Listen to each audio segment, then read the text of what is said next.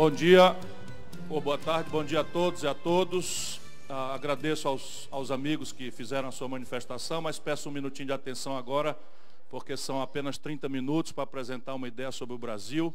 E em seguida, se quiserem, eu tenho muito prazer de ouvi-los pessoalmente, tratar consigo, fazer alguma mediação que acaso eu possa fazer.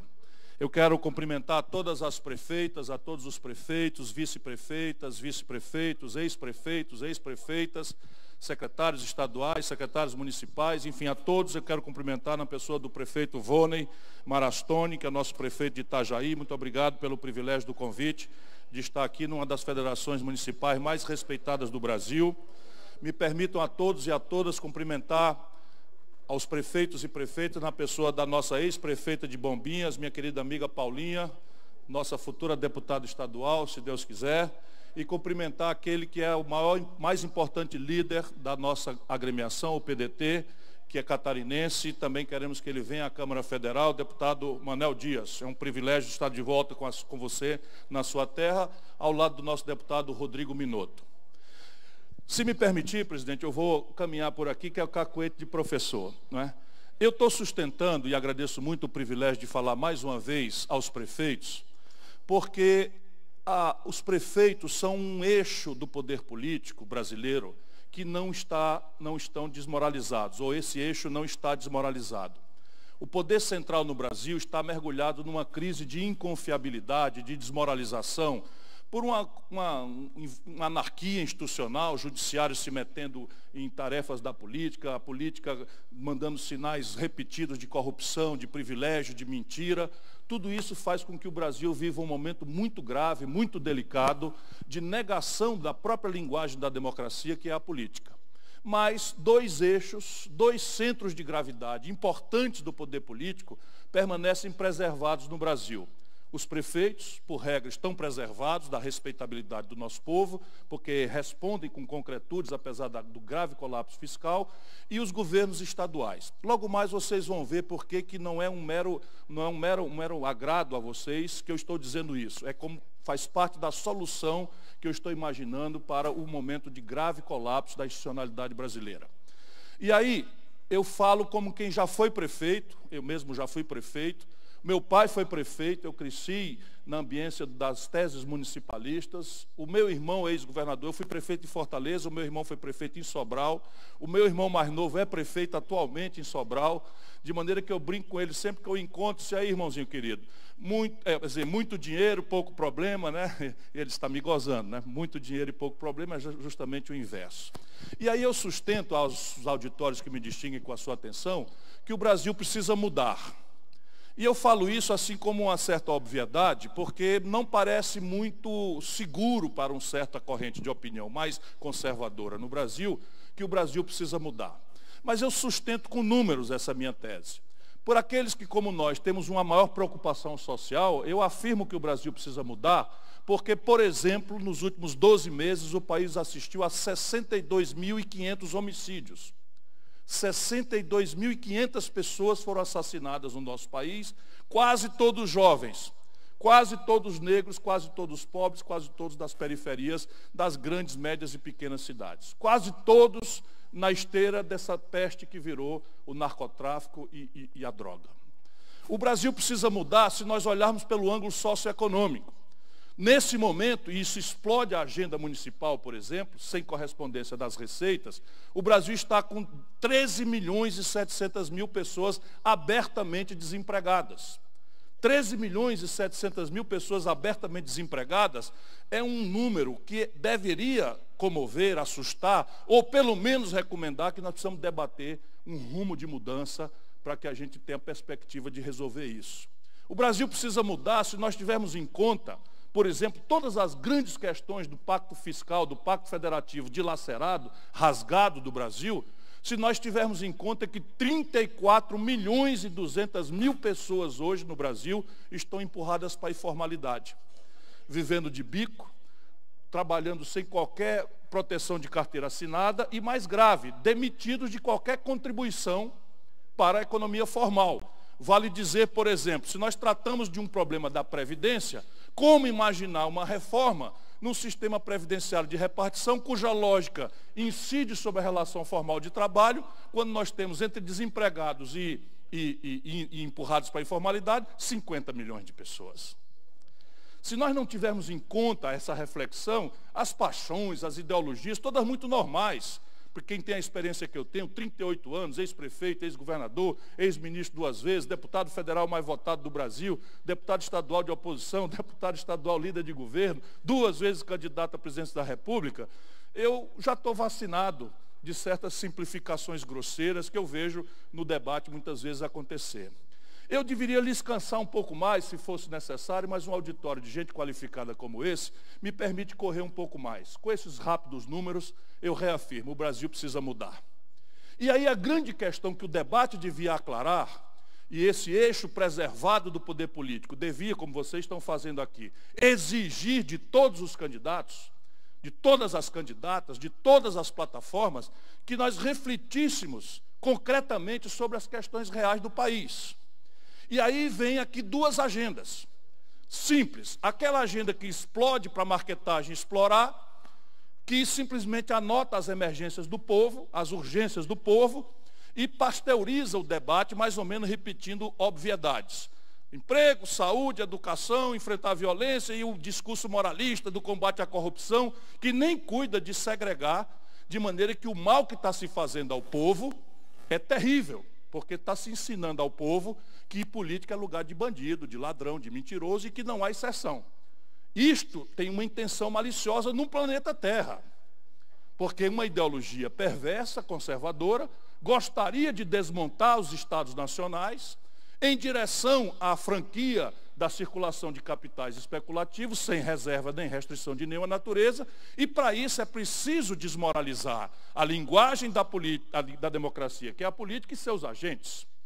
Por isso que não se faz o contraponto, como no mundo inteiro se faz. Há um prefeito corrupto e há muitos prefeitos decentes, honrados. Por que não se denuncia o prefeito corrupto e se mostra no mesmo passo aqueles outros tantos que estão fazendo, apesar de todas as dificuldades, coisas acontecerem exemplares no Brasil? Porque não interessa. O que interessa é a generalização que predispõe, por exemplo, essa garotada sem voto do Ministério Público a querer tutelar o poder político, mandar e desmandar, criminalizar a política, e isso tudo tem uma agenda de restauração do poder político e da respeitabilidade do poder político, senão não há democracia verdadeira. Então, repare bem, para essa agenda, obviedades são ditas, mas não se diz concretamente da outra agenda. A outra agenda é de onde vai vir o dinheiro para se fazer uma melhoria na educação, para se fazer uma melhoria na saúde, para se encerrar os lixões que estão sendo um objeto de tortura sobre muitos prefeitos pelo Brasil afora, porque nem sequer individualmente é possível que pequenos municípios façam. Obriga-se a uma institucionalidade que não é legal, exige grandes acordos de consórcios, exige mecanismos de financiamento que estão completamente interditados, só para dar um exemplo prático de coisas que os prefeitos têm me falado, e o meu irmão fazendo agora o lixão do consórcio lá do Sobral me permite visualizar concretamente essas coisas. Pois bem, é aqui talvez que por economia de tempo eu peço um pouco a sua atenção. O Brasil está, do ano 80 para hoje, crescendo pífios 2% ao ano. Não interessa aqui chamar a culpa de Francisco, Manuel ou Rosa. Não é problema individual. Claro que o Chico, Manuel ou Rosa ajudam ou atrapalham. Mas o Brasil tem um problema estrutural, que deriva do fim do velho modelo nacional desenvolvimentista, que industrializou o Brasil saindo do nada e morreu. E de lá para cá são tantas as nossos traumas, nossas fogueiras, nossas emergências, que nós não temos sido capazes de equacionar um novo projeto nacional de desenvolvimento. E na prática é assim, o Brasil cresce 2% ao ano na economia, em média, de lá para cá, e cresce a população a 1,7% ao ano. Ou seja, por cabeça, o nosso jovem vereador, não é? Iniciante aqui, que vai ser o nosso futuro presidente da República, vou fazer esse vaticínio aqui, o Brasil por cabeça não está crescendo. Basta que a gente chegue à conclusão, veja como é chocante. 5 brasileiros, eu não estou denunciando a riqueza, eu estou denunciando a miséria e a desigualdade. 5 brasileiros hoje acumulam a fortuna que pertence a 100 milhões de nacionais. Não há nada parecido no planeta Terra em matéria de concentração de renda. E isso não permite ao país ganhar escala nas suas questões. Isso então nos impõe uma agenda que basicamente quer falar num saneamento fiscal do país. Saneamento fiscal é uma palavra meio perigosa a gente falar, porque há muita malversação ideológica nesse setor.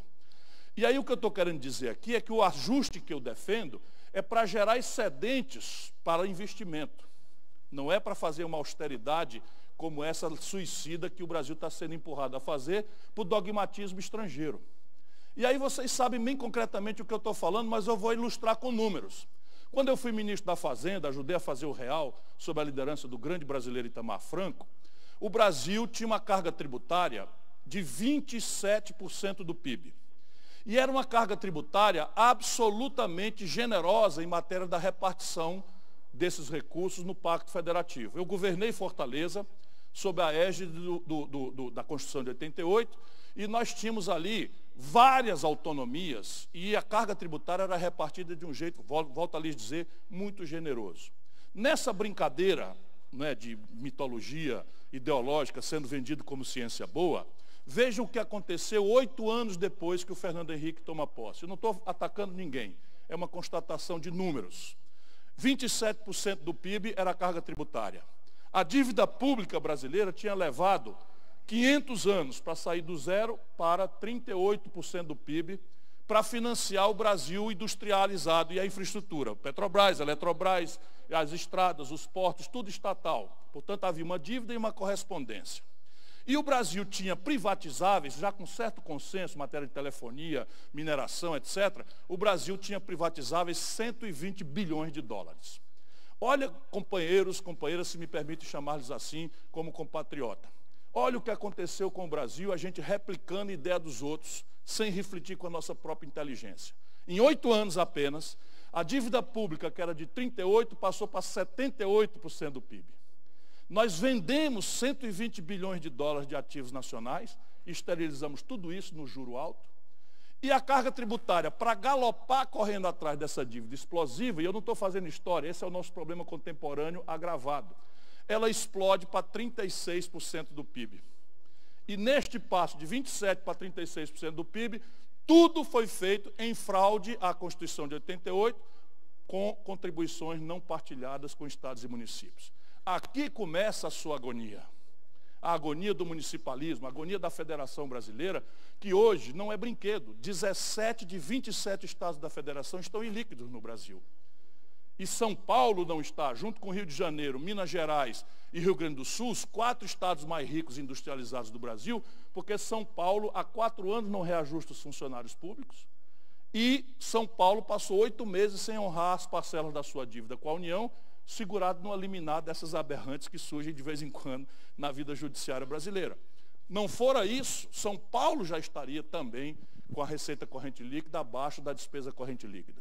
60% dos municípios brasileiros estão já extrapolando os limites prudenciais da terrível lei de responsabilidade fiscal, que não faz nenhuma adaptação às realidades práticas que uma crise econômica que fez despencar o PIB 9,2% em 3 anos, impõe em decréscimo de receita sem que as despesas caiam.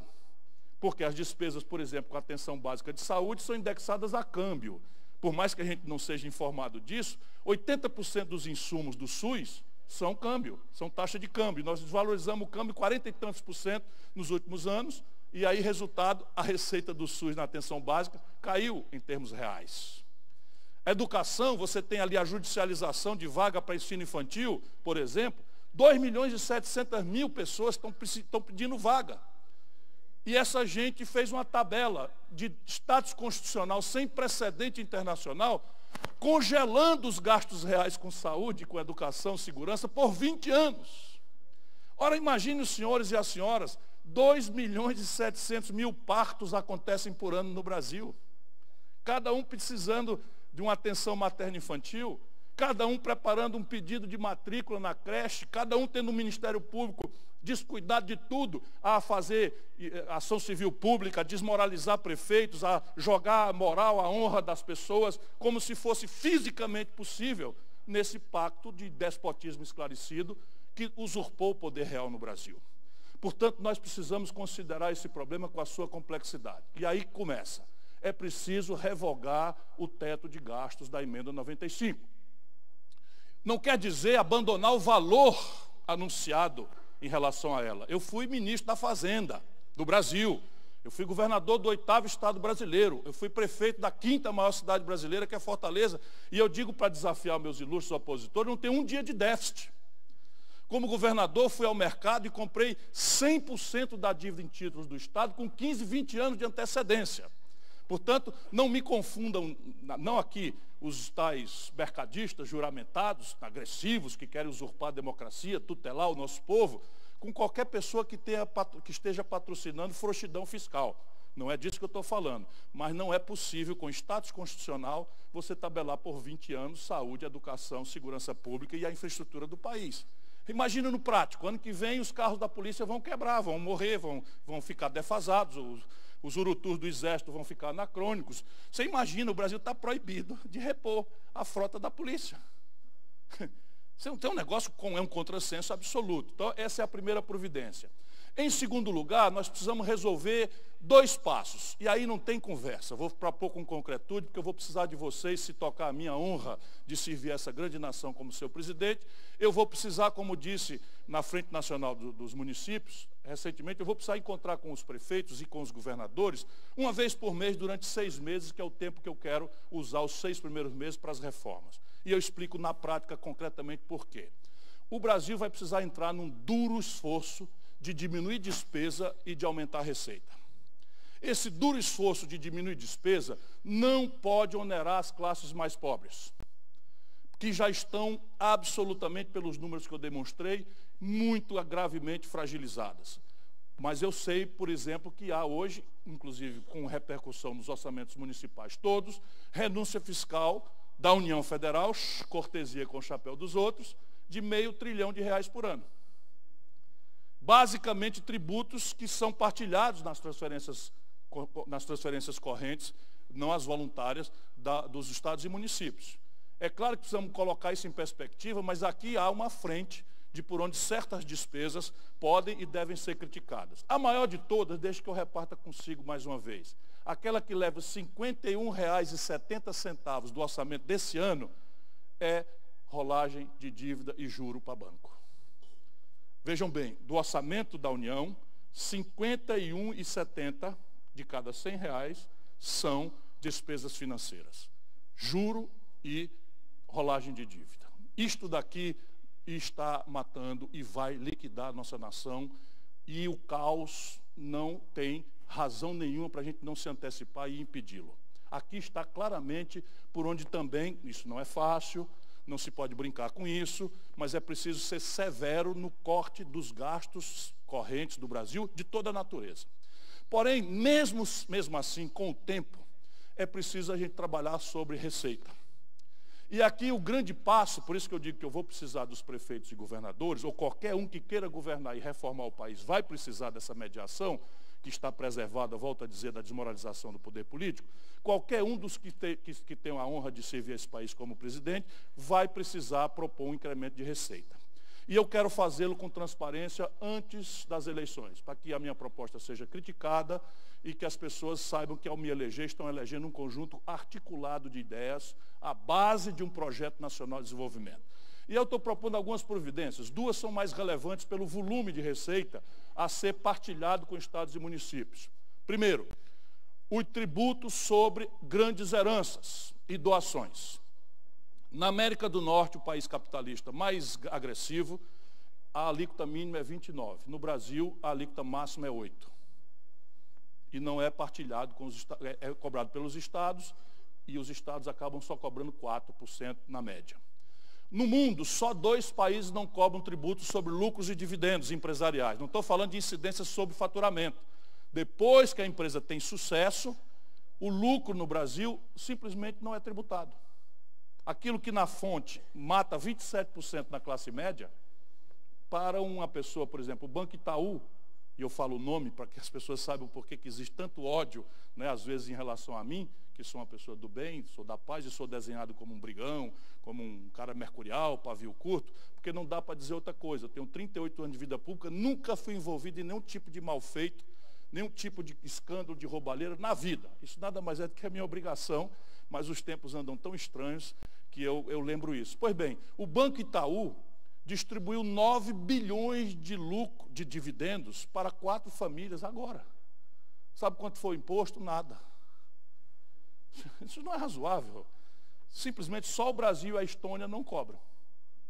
E aqui estão as pistas de por onde a gente pode virar em 24 meses a equação ruinosa que está explodindo no endividamento brasileiro. E com esse número eu passo adiante para refletirmos um pouco sobre a outra agenda, sempre sabendo quanto tempo está. Eu tenho aqui um tempo? Então tá bem.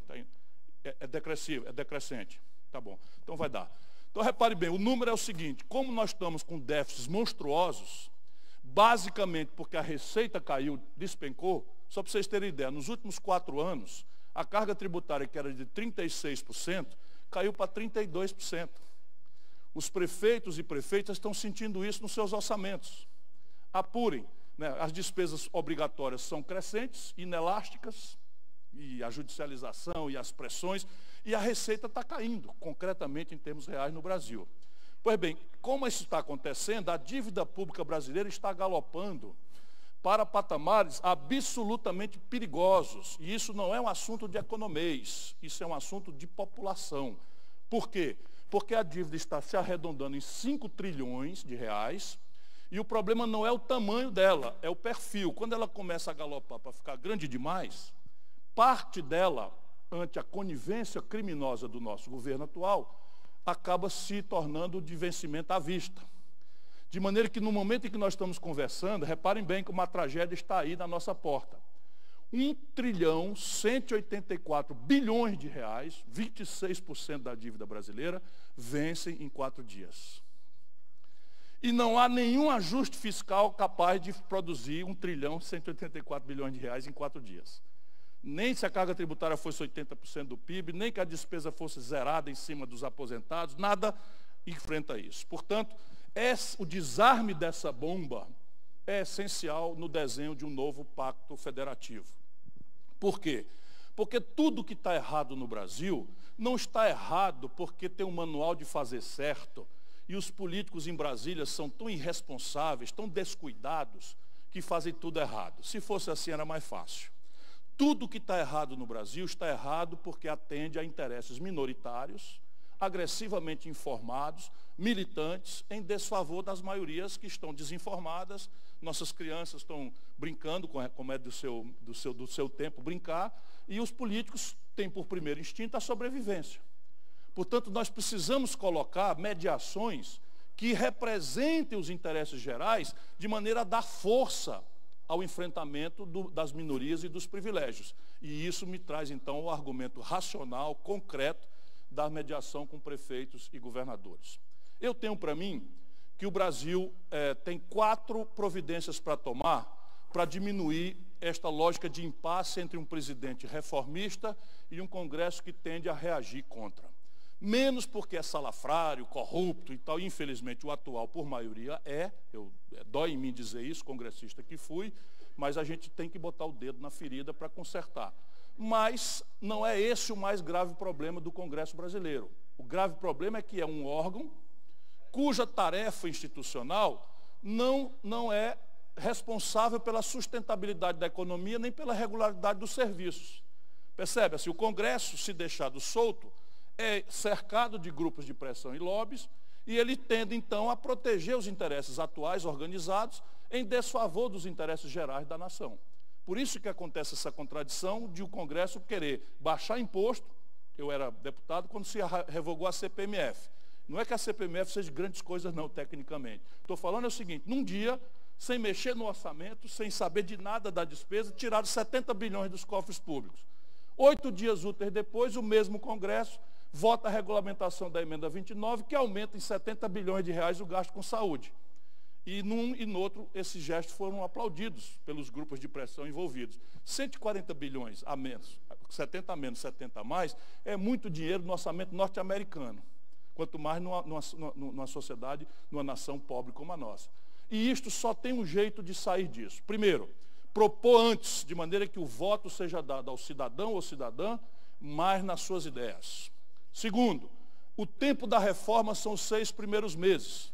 Por quê? Porque todos os presidentes brasileiros, desde nosso general Dutra até hoje, se elegeram com minoria no Congresso. E todos tiveram poderes quase imperiais nos 6 primeiros meses a um ano. Portanto, se quisermos reformar o país, a hora de propor é a primeira, os 6 primeiros meses.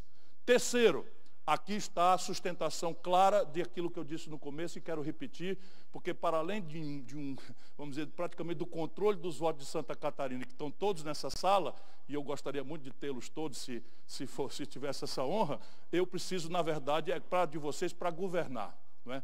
Evidentemente que o voto seria muito bem-vindo e fica aqui, não é, para a ocasião, se eu for homologado pela convenção, eu só posso agora falar como pré-candidato. Mas voltemos aqui à reflexão. O Pacto Federativo rasgado é a única saída, uma política de governadores e de prefeitos, redesenhar o pacto fiscal do país em troca o saneamento do Pacto Federativo dilacerado. Eu estou preparando claramente, por exemplo, todo um regramento novo para o endividamento dos estados e municípios. Coisas práticas, concretas. Hoje, por exemplo, o Brasil tem menos de 40% dos domicílios com saneamento básico.